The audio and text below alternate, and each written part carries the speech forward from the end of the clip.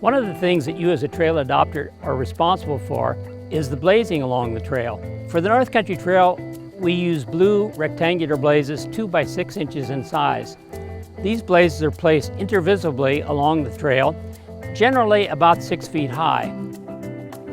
Whenever you're blazing, you should make sure that prepare a smooth surface for the blaze and then that you paint it crisply and neatly with square corners. There's only one color blaze for the trail, and that is Nelson Boundary Paint Blue.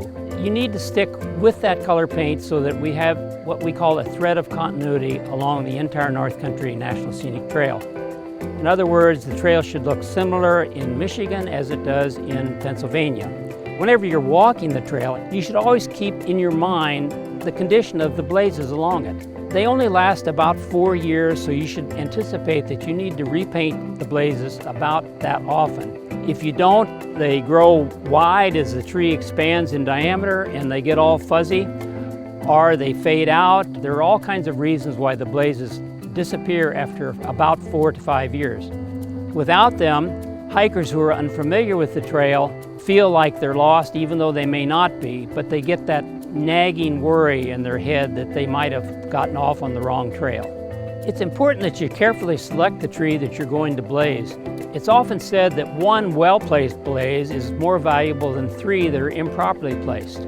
You should pick out a tree that stands out from the rest of the trees and isn't blocked by brush or other tree stems. Often we find that the best tree to blaze is on the outside curvature of the trail, so that it comes into view quicker as you're moving down the trail.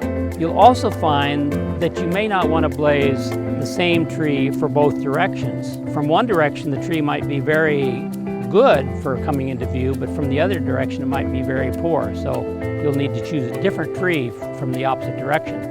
Whenever you come to an extremely sharp turn in the trail, in those kinds of situations, you want to use what we call a double blaze. And these blazes are offset in the direction of the turn.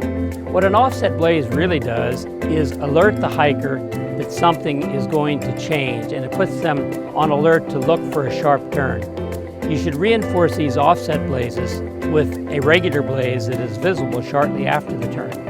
If you have to remove blazes or neutralize an old section of trail because you've done a relocation, you need to take the old blazes off, and this can be done by carefully scraping them off without gouging too far into the tree. And another technique is to use a spray paint that blends with the surrounding tree colors.